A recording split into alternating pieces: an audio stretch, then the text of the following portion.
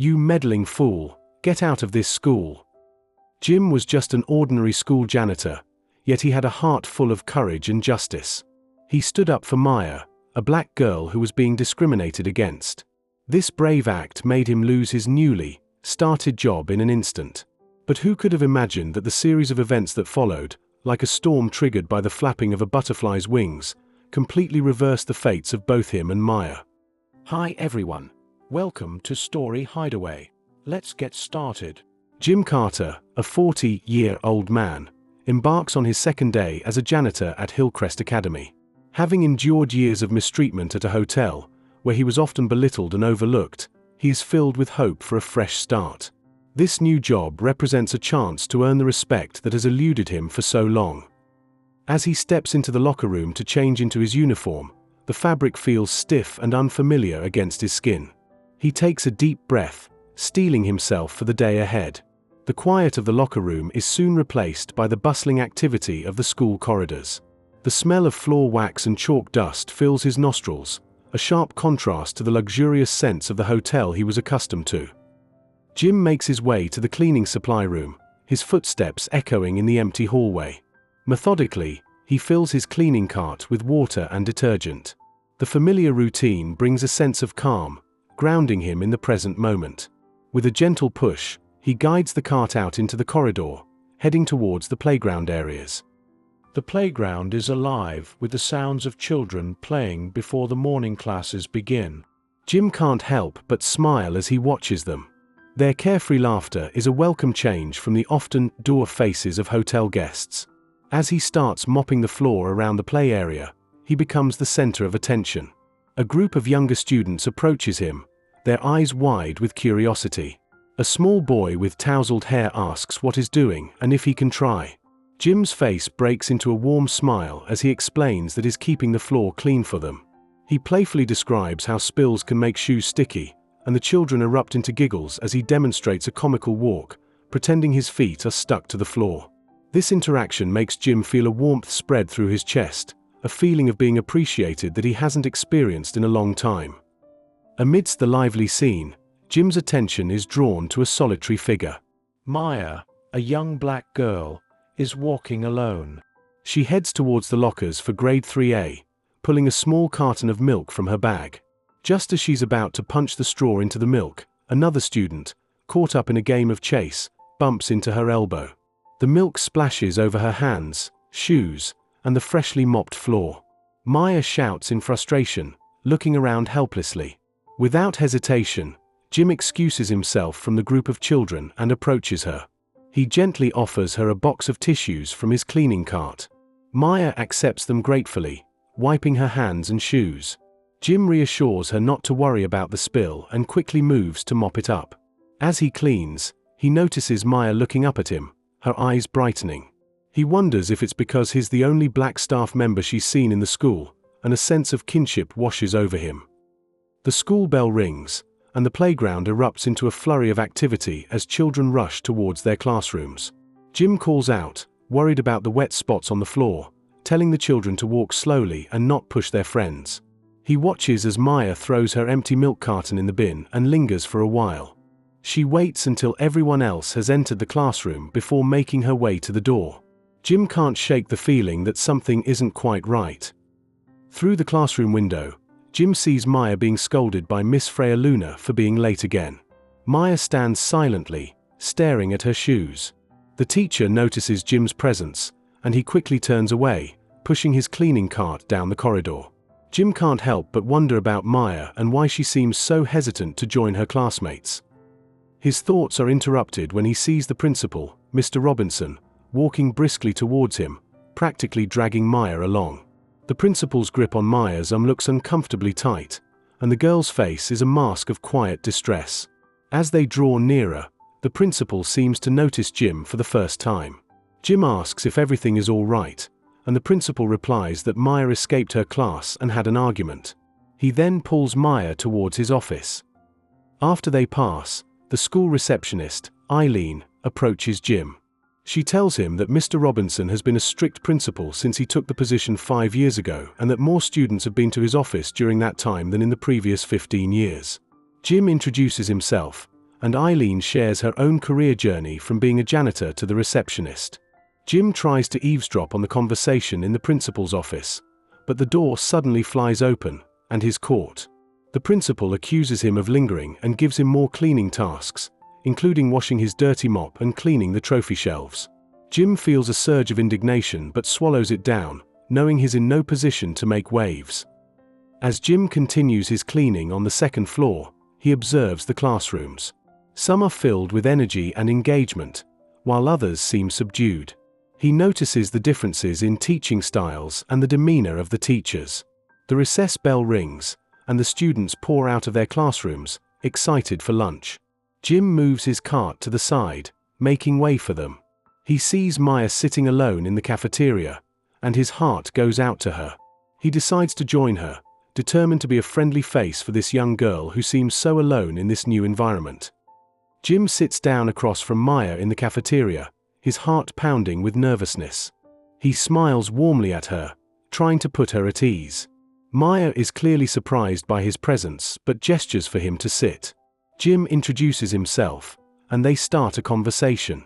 Maya reveals that some kids at school have talked about Jim, with some saying he's kind and funny, while others have made less than kind remarks. Jim asks Maya how long she's been at the school. She admits it's only been a few weeks and that she feels like an outsider, which Jim can empathize with deeply. He encourages her that things usually get better with time. Then, Jim brings up the incident from that morning, asking why she seemed to deliberately be late for class.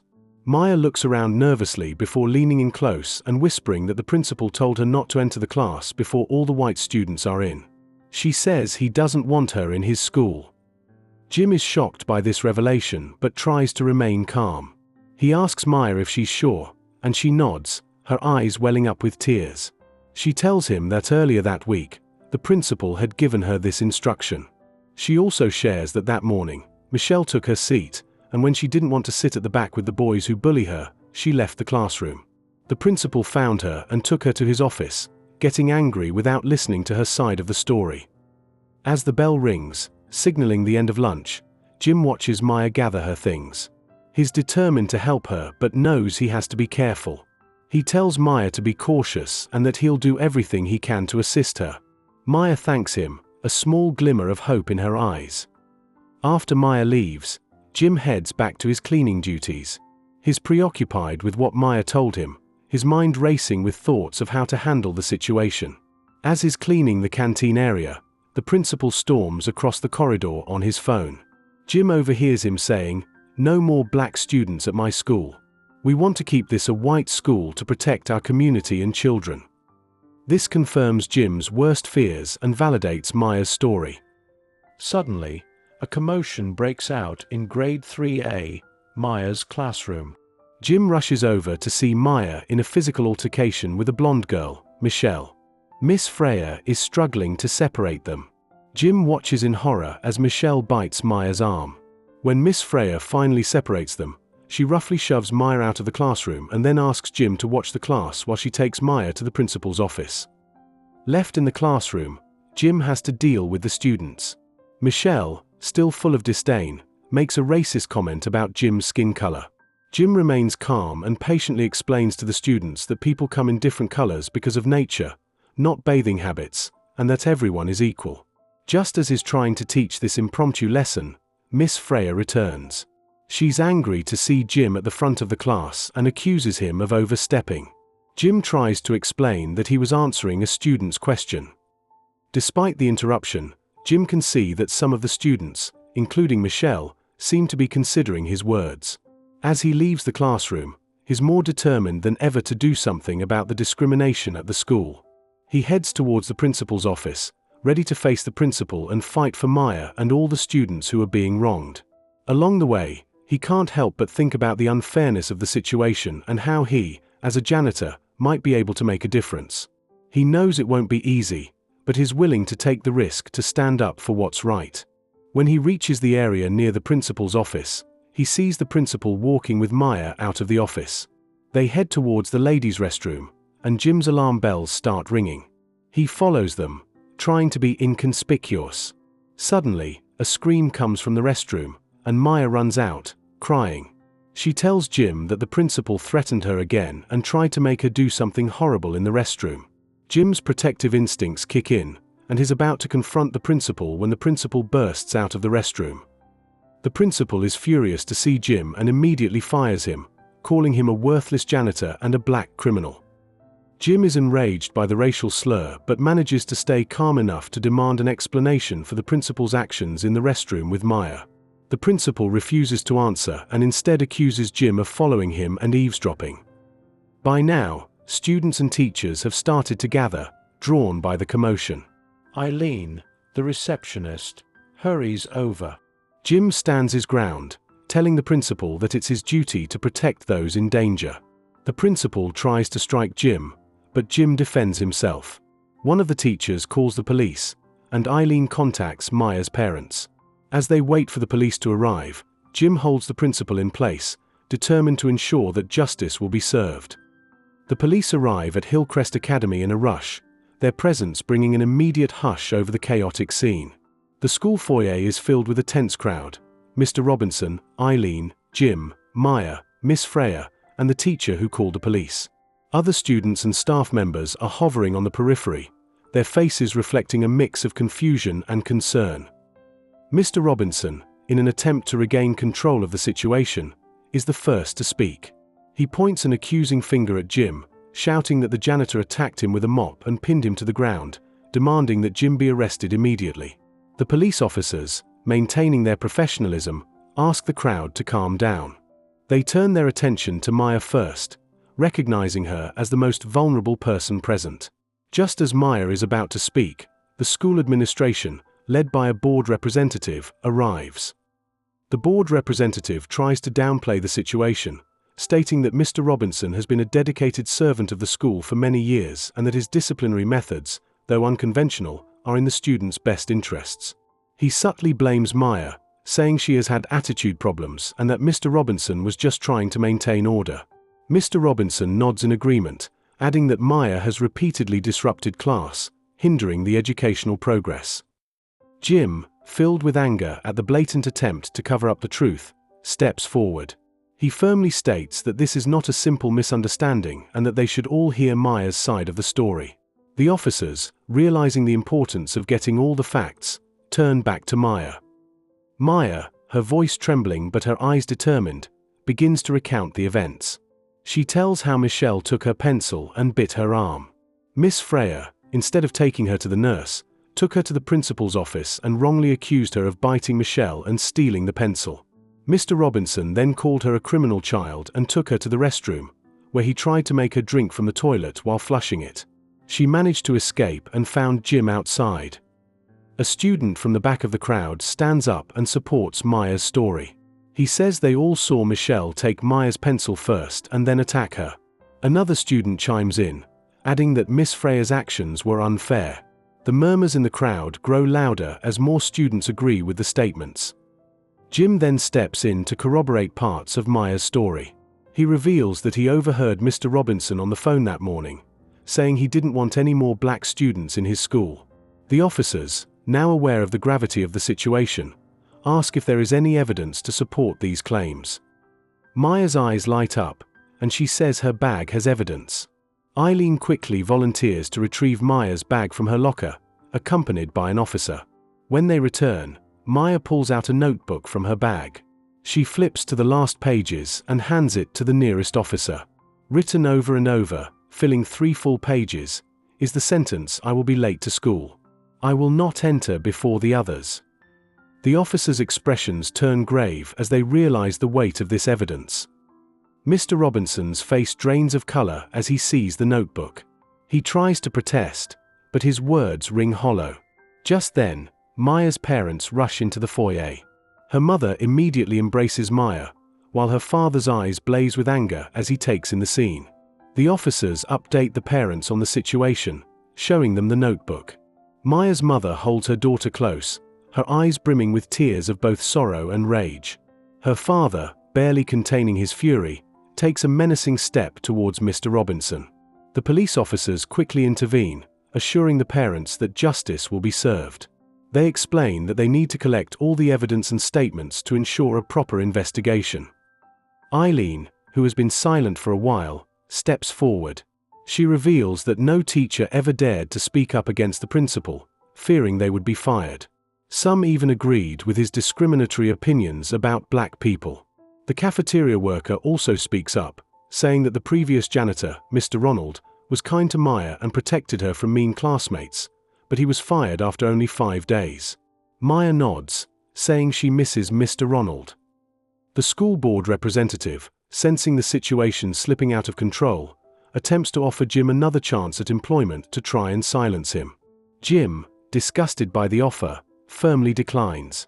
He states that he won't turn a blind eye to racism and abuse and will support Maya's parents in pressing charges against the school. The police officers then lead Mr. Robinson away, saying they have more questions for him at the station. They also inform the others that they will take their formal statements at the police office. As they leave, Eileen hurries to inform the teachers and students that school will be dismissed early. Jim, despite the turmoil, feels a sense of relief that the truth is finally coming to light. He knows that this is just the beginning of a long fight for justice at Hillcrest Academy, but he is determined to see it through. As the police lead Mr. Robinson away, the atmosphere in the school foyer remains charged. Eileen is busy informing the teachers and students that school will be dismissed early. The students are a mix of excited and confused, while the teachers are visibly shaken by the events that have unfolded. Maya's parents are still trying to come to terms with what has happened to their daughter. Maya's mother holds her close, murmuring words of comfort. Her father's face is a mask of anger, but he is also trying to keep it together for his family. They express their gratitude to Jim once again, saying that they are indebted to him for protecting Maya. Jim, meanwhile, has a lot on his mind. He is glad that the truth is finally out, but he knows that this is just the beginning. He is determined to support Maya and her family throughout the legal process. He also hopes that this incident will bring about real change in the school. The school board representative, realizing the gravity of the situation, tries to salvage the school's reputation. He issues a statement saying that the school is committed to investigating the matter thoroughly and ensuring that such discriminatory behavior will not be tolerated in the future. However, many in the community are skeptical of his words, considering how long Mr. Robinson's actions seem to have gone unnoticed. In the days that follow, the police conduct a detailed investigation. They interview students, teachers, and staff members. They also search the principal's office and other areas of the school, looking for any additional evidence of discrimination. Maya's notebook becomes a crucial piece of evidence, along with the statements from students who witnessed the altercation between Maya and Michelle, and Jim's account of overhearing the principal's discriminatory remarks. Maya's parents hire a lawyer to represent their daughter. The lawyer is a well-known advocate for civil rights and is determined to hold the school accountable for its actions. The lawyer begins to build a strong case against the school, arguing that the discriminatory behavior of the principal has created a hostile environment for Maya and other minority students. Jim, despite having lost his job, becomes an important witness in the case. He is interviewed multiple times by the police and the lawyer. He also starts to talk to the media, sharing his experiences at the school and the events that led to the discovery of the principal's discriminatory actions. His story gains widespread attention, and the local community begins to take notice of the issues at Hillcrest Academy. The school is now under intense scrutiny. Parents of other students are concerned about the safety and well-being of their children. Some parents start to demand answers from the school board, asking how such a situation could have occurred and what measures will be taken to prevent it from happening again.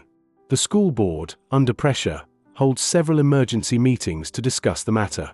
During this time, Maya is struggling to cope with the aftermath of the events. She has nightmares about what happened in the restroom and is afraid to go back to school. Her parents are very supportive, and they try to help her through this difficult time. They also encourage her to talk to a counselor who can help her deal with the emotional trauma. The local community rallies around Maya and her family. There are protests outside the school, demanding justice for Maya and an end to discrimination in education. Community organizations and activists come together to support Maya's cause. They organize fundraisers to help cover the legal costs and raise awareness about the importance of equality in schools. As the investigation progresses, more evidence of the principal's discriminatory practices comes to light. It is revealed that he has been systematically excluding black students from certain programs and opportunities. The school board is forced to take more decisive action. They suspend several teachers who are found to have been complicit in the discrimination, either by turning a blind eye or by actively supporting the principal's actions. The school also begins to implement new anti-discrimination policies and training programs. All staff members are required to attend diversity training sessions, and the school curriculum is revised to include more lessons on equality and inclusion. The school board hopes that these measures will help to rebuild the school's reputation and create a more inclusive environment for all students. Jim continues to be actively involved in the fight for justice. He works closely with Maya's family and the community organizations. He also uses his experience to inspire others to stand up against discrimination, whether it be in schools, workplaces, or any other setting. He believes that everyone has a responsibility to speak out when they see injustice, and he hopes that his story will encourage more people to take action. As the legal case against the school approaches the courtroom, the tension in the community is palpable. Everyone is waiting to see what the outcome will be. Maya and her family are hopeful that they will finally get the justice they deserve, and Jim is determined to see the school held accountable for its actions. The future of Hillcrest Academy hangs in the balance, and the events of the past few days have set in motion a process of change that will have far-reaching implications for the school and the community. The day of the court hearing arrives, and the small courtroom is filled to capacity. Maya, her parents, Jim, and a large number of community members are present. The atmosphere is thick with anticipation and a sense of determination for justice. Maya's lawyer presents a compelling case. He details the long-standing pattern of discrimination at Hillcrest Academy, starting from the principal's discriminatory instructions to Maya, his exclusionary phone call, and the incidents in the classroom and restroom. The lawyer uses Maya's notebook, the students' testimonies, and Jim's statements as key pieces of evidence. The school's defense team attempts to downplay the significance of the evidence. They try to paint Mr. Robinson as an isolated case, claiming that the school as a whole was unaware of his actions. However, as the trial progresses, more and more evidence mounts against the school. The prosecution calls Jim to the stand. He testifies bravely, recounting every detail of his experiences at the school. He talks about how he first noticed Maya's struggles, the strange behavior of the principal, and the moment he overheard the principal's discriminatory remarks. His voice is steady, and his eyes are filled with determination as he looks at the judge and the jury. Maya also takes the stand. Her voice is soft but resolute as she describes the fear and humiliation she endured at the hands of the principal. She tells the court how she was made to feel like an outsider in her own school, and how the principal's actions affected her emotionally and academically. The courtroom is silent as she speaks, and many in the audience are visibly moved. After days of intense deliberation, the jury finally reaches a verdict. The judge announces that the school is found liable for discrimination. The school is ordered to pay a significant amount of compensation to Maya and her family for the emotional distress and harm caused. In addition, the school is required to implement comprehensive anti-discrimination measures, including ongoing training for all staff, regular audits to ensure compliance, and the establishment of a student-led anti-discrimination committee. The courtroom erupts into cheers and applause. Maya's parents hug her tightly, tears of joy streaming down their faces. Jim feels a sense of pride and relief wash over him. He knows that their fight for justice has finally paid off. In the aftermath of the court decision, Hillcrest Academy undergoes a complete transformation. The new principal, who is appointed with the goal of reforming the school, takes immediate action. The school's curriculum is further revamped to emphasize diversity, inclusion, and respect for all cultures.